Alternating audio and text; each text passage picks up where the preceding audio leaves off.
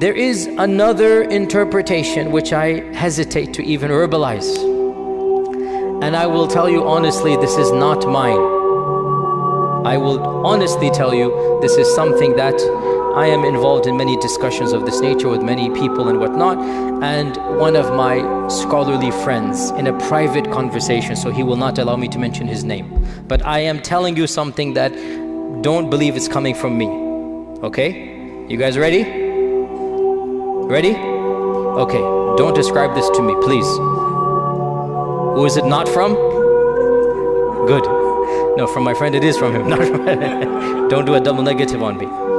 So we were talking with a group of ulama, a group of students of knowledge, whatnot, call them whatever you will, and we're talking about this problematizing. It is a problem, wallahi, it's a problem for any rational mind. What are you going to do with Ya'juj and Ma'juj? It's not an easy thing to come around.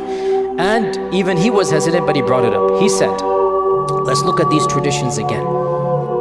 We see that first and foremost, Ya'juj and Ma'juj seem to be human but not human. You see where this is heading.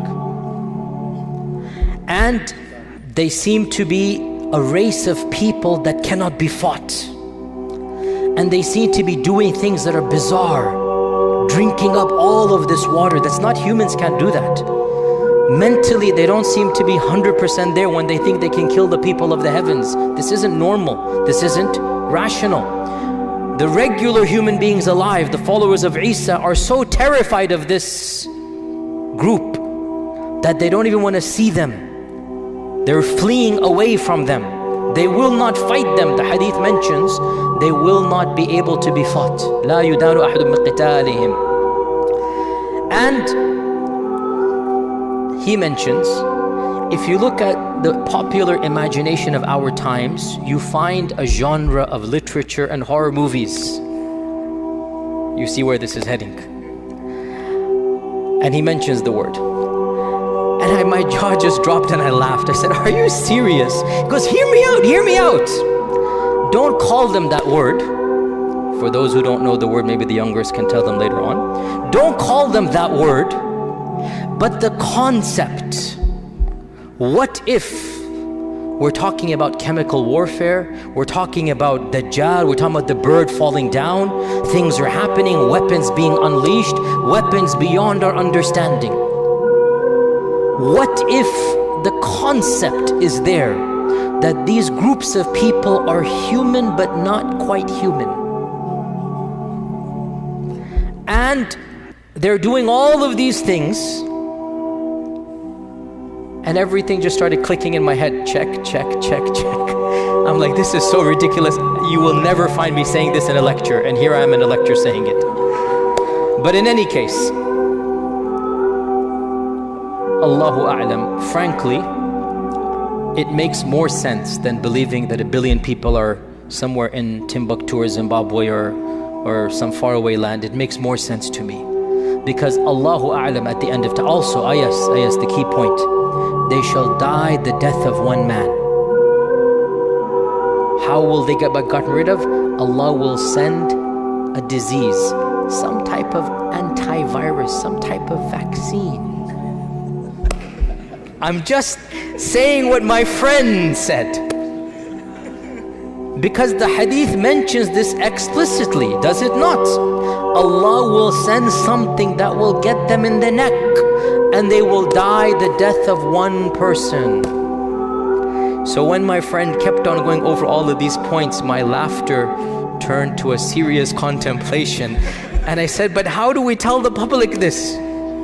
Then I said, I'll just project it onto my friend, which it is true, it is coming from him, and I'll take myself out the picture, so that as you laugh at my friend, but the laughter will slowly turn to contemplation, and deep down inside you'll realize this makes a lot more sense than anything else out there.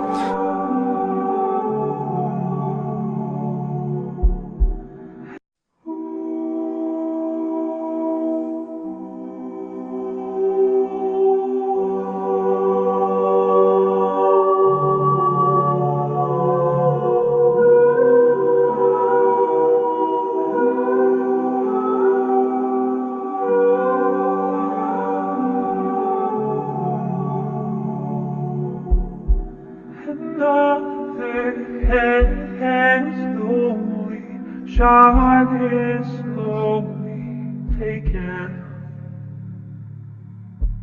and the violent scars are silent. Who are we mistaken? But you see, it's not me, it's not my family. In your head, they are dead, with their tanks and their bombs and their bombs and their guns. In your head, they are dead. In your head, in your head, zombie, zombie, zombie. What's in your head? In your head, zombie, zombie, zombie. Oh,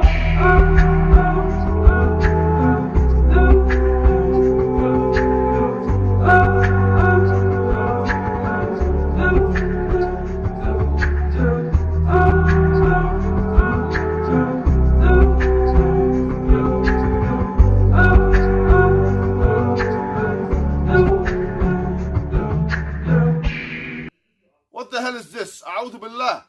We have seen the evidence. You cannot escape anymore. You're finished. A'udhu billah. Everyone will unfollow you now. Yes, he's profiting from Islam and he's profiting from Muslims. Crook! Wallah, you're a crook. You are a crook. You are a crook. And you are a fraudster. And we will call out each and every single one of you out. Wallahi, we will call you out and we will catch you.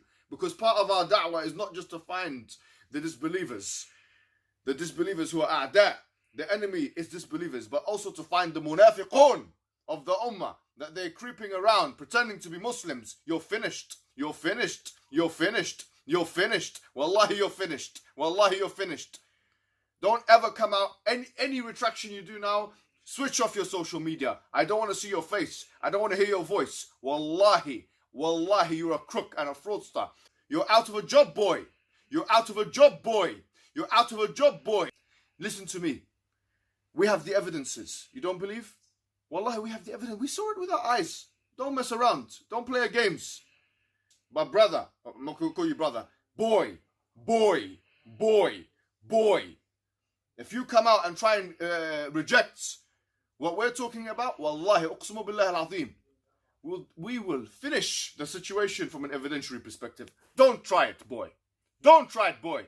You're done. You're finished. Ya munafiq. A'udhu billah mink. I don't know if you said this or not, but it seemed like what you're saying is there's an impossibility of people behind the wall. But if you really think about it, it's not really an impossibility. If you think about it, it's not muhala, and it's not like squared circle. Why would you have referred to it as an impossibility? It's not actually an impossibility for there to have been a group of people behind the wall. For there to have been, Or there to be. okay. Do you want to learn about Islamic theology, but you don't want to learn it from the perspective of some brown-skinned Muslim scholar from Timbuktu or the Middle East? Well, say no more. We have a great new package from the Islamic Seminary of America where we will be teaching you Islamic theology from books and resources written by white, non-Muslim Orientalists. So you know it's legit. But that's not all. It'll be taught and promoted by Dr. Sheikh Yasir Qadhi. That's right, the world-famous American imam. You saw him on podcasts proclaiming how he reached a new Einsteinian level of knowledge after studying with the Orientalists at Yale. You heard him unashamedly proclaiming how all the past Islamic schools of thought taught Aqidah incorrectly. You've seen him for years saying how we should leave the Muslim scholars overseas, and you even saw him preaching against Shaykh al-Islam Muhammad ibn Abdul Wahhab. And now you can see him teaching you his deviated understanding of Islamic Aqidah, guised as a class called Advanced Aqidah. Register today for the discounted price of $150 and start reading these required student texts. Number 1, The Formative Period of Islamic Thought by William Montgomery Watt. Who was Sheikh William? Well, of course he was a Scottish historian. He was an Orientalist. And of course he was an Anglican priest, an academic, professor at the University of Edinburgh. Why study Islam from a legit Muslim scholar from a Muslim country when you can learn from someone who's white? Someone who's an Orientalist. Someone who's an Anglican priest from Scotland.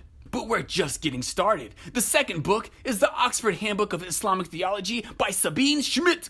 She is the professor of Islamic intellectual history at Princeton. Where did she study? Well, of course she earned an undergraduate degree from the Hebrew University of Jerusalem. She also got a master's from the School of Oriental and African Studies in London. What better person to learn about Islam from? She's German. She studied in Israel. She got a master's from a School of Oriental Studies. And we're not done yet. Book number 3, Shi'ism by Haynes Hallam, the scholar of Islamic studies who learned about the religion from prestigious universities in what country, you ask? Mecca? No. Medina? God, no. A Muslim country? Even better, Germany! What better place to learn about Islam than Germany? And last but not least, Mystical Dimensions of Islam by Anna Marie Schimmel. That's right, Sheikha Anna Marie Schimmel, the influential German Orientalist and scholar who wrote extensively on Islam and Sufism. She was also a professor at Harvard University from 1967 to 1992. She's German, she's an Orientalist, she taught at Harvard. That's right, Muslim brothers and sisters, you used to have to go to a Kafir Orientalist to be filled with such doubts about your religion and led astray. But now you can go to famous American Muslim scholars like Dr. Sheikh Yasir Qadhi. He already went and studied with Orientalists at Yale, doing exactly what the Orientalists have been doing for centuries, poisoning the Islamic understanding of Muslims with the hopes that after some of them have been infected, they'd spread it amongst themselves. And remember, anyone refuting Dr. Yasir Qadhi is a neophyte Khariji wannabe. Hurry and register today! I've just finished up the ceremonies of the PhD.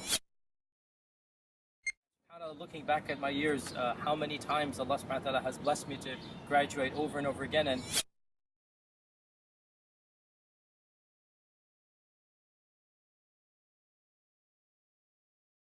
by the way, Tony Blair is teaching in Yale University in the United States right now. It's a course in about Muslims in world politics, something like that.